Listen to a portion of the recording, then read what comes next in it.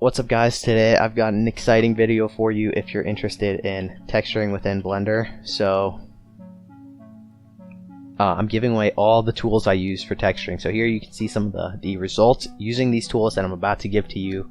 So you can kind of see, you can see it on my channel, the time lapses, and hopefully this will sell you on downloading them. So yeah, that's just kind of a preview of what you can get using these. So there's going to be a free link, which is the Google Drive link, and the pay what you want link, which is Gumroad. So, you know, obviously I'd appreciate it if you paid for it, but I also understand if you just don't want to, or don't have the money to, or for whatever reason really, I understand. So just click the download free one on Google Drive and click download anyway, and then you can download it to wherever. I downloaded it to my videos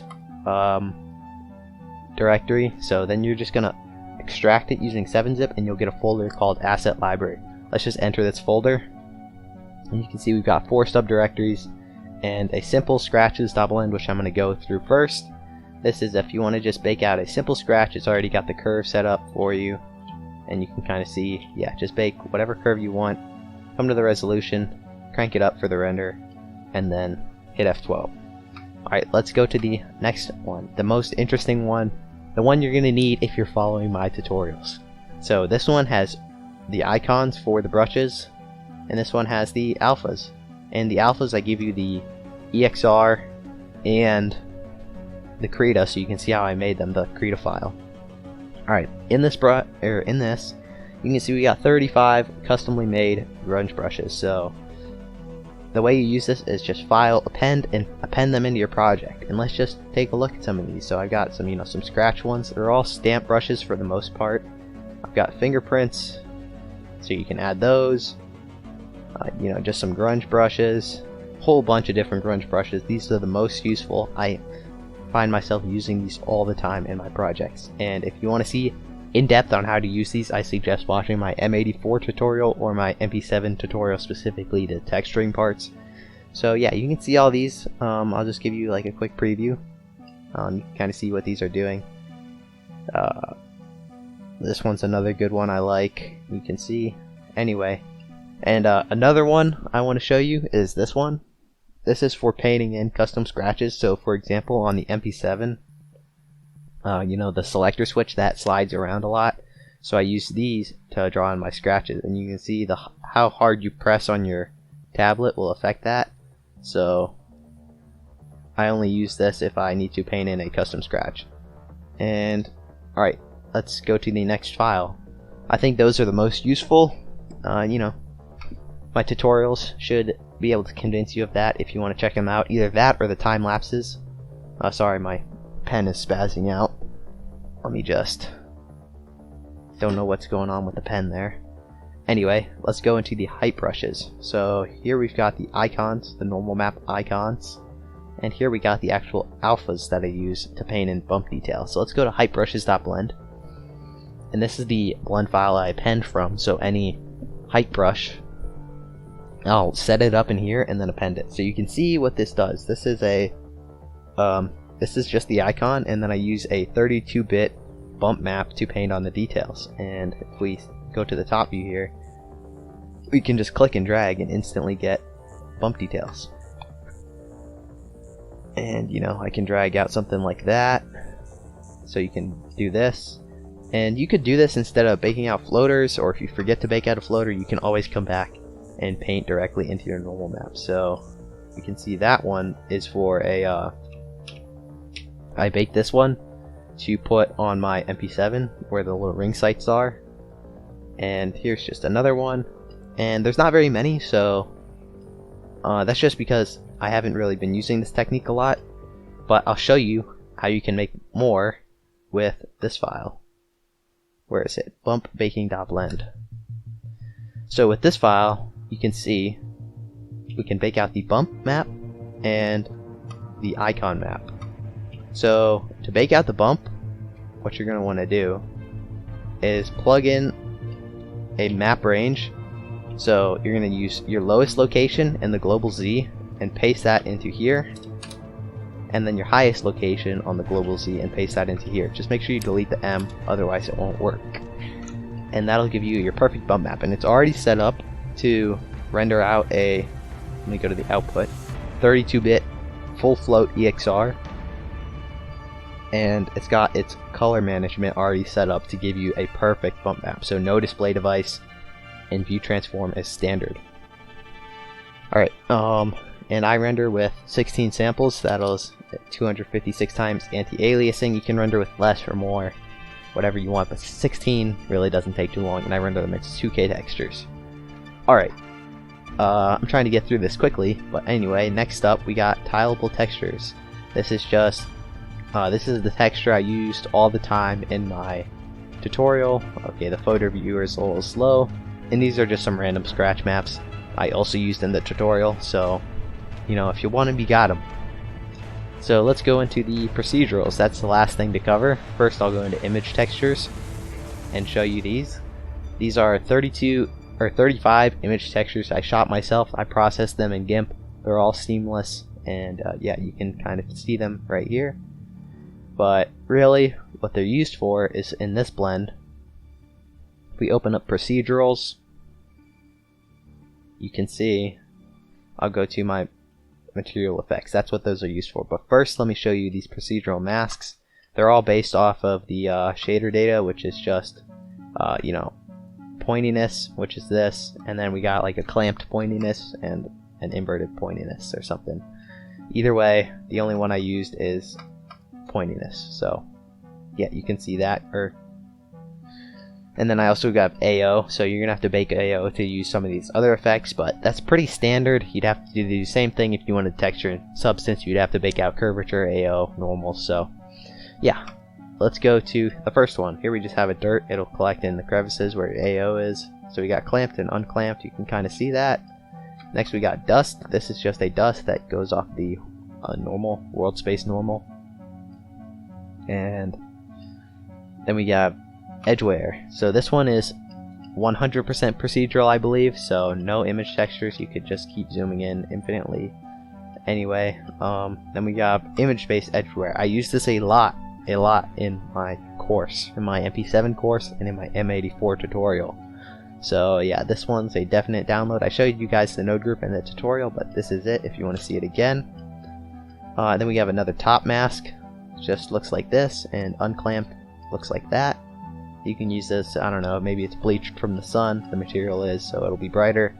Now we have a crevices one. There we go, we got masked and clamped and unclamped.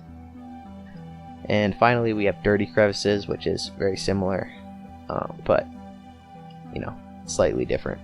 Alright, let's go to the material effects.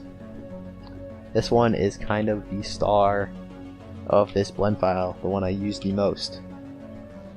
So let me just scoot that over like that, and we can check out what these are. So basically we have, what is this, 1, 2, 3 by 1, 2, 3, 4, 5, so that's 15 grunges, 1, 2, 3, 4, 5, 6 scratches, 1, 2, 3, 4 wood scuffs, 2 smudges, and 8 dots. So these are all effects that you can add to your node graph. So let me just randomly kind of grab some right here.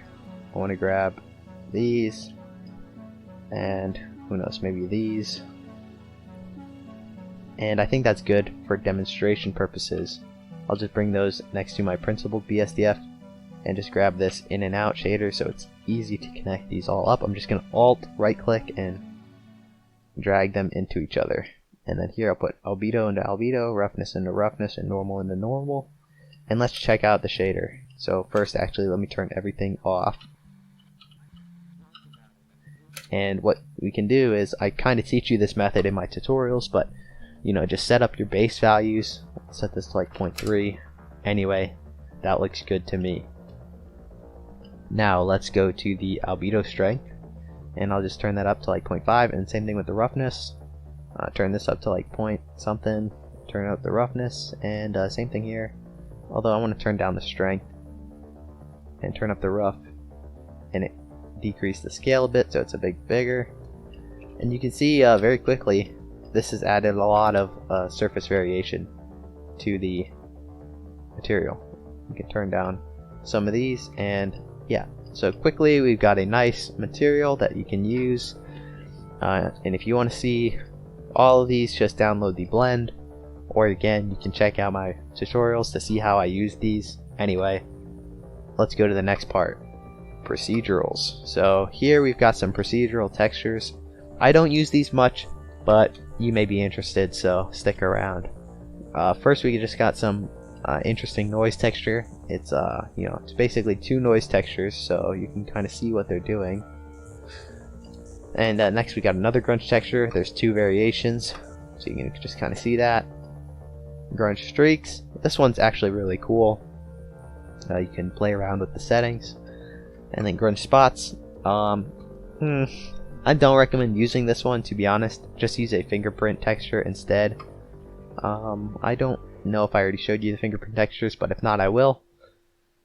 So yeah, you can just check that out. The grunger spots, this is kind of a cool one, so you can check out the color, the raw, the crushed, and hue. This one's really cool actually. You can kind of see it gives you these sharp edges, and saturation, so also another interesting one. And quickly, I'm just going to show you this one, more of a grayscale one. Grunge 4. This one's kind of cool, but I would suggest baking it out to a to an image, so you don't get these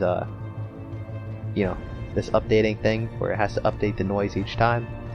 Grunge streaks. This is another cool one that I actually like a lot. So you can kind of check out what this does.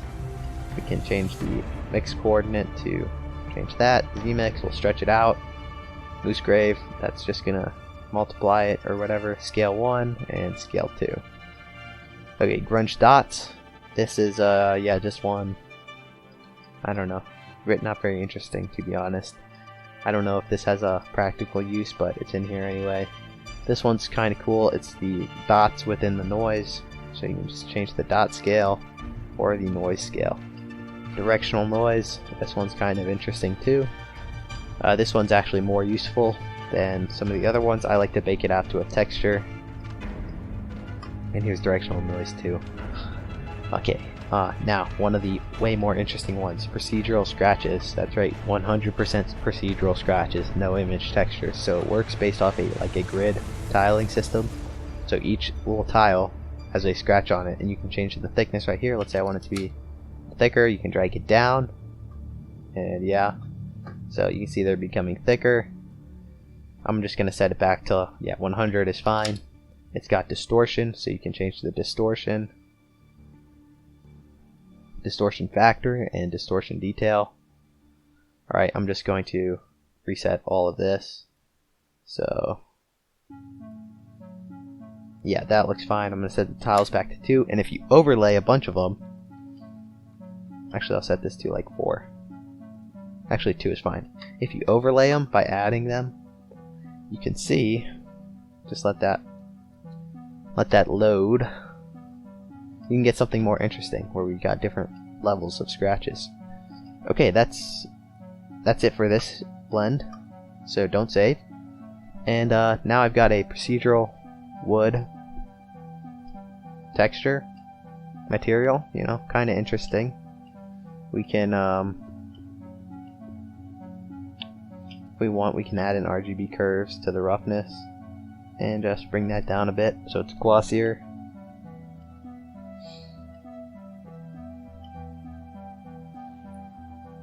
Yeah, you can kind of see this procedural noise texture. It looks alright, so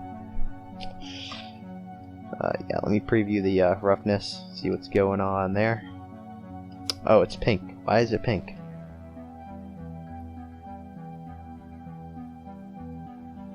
All my image textures are here, except for the fingerprints, so that's probably why it's pink. Anyway, the procedural scratch texture still works. It's just this fingerprints one is not loaded. So I'm just going to remove these, and now if we look,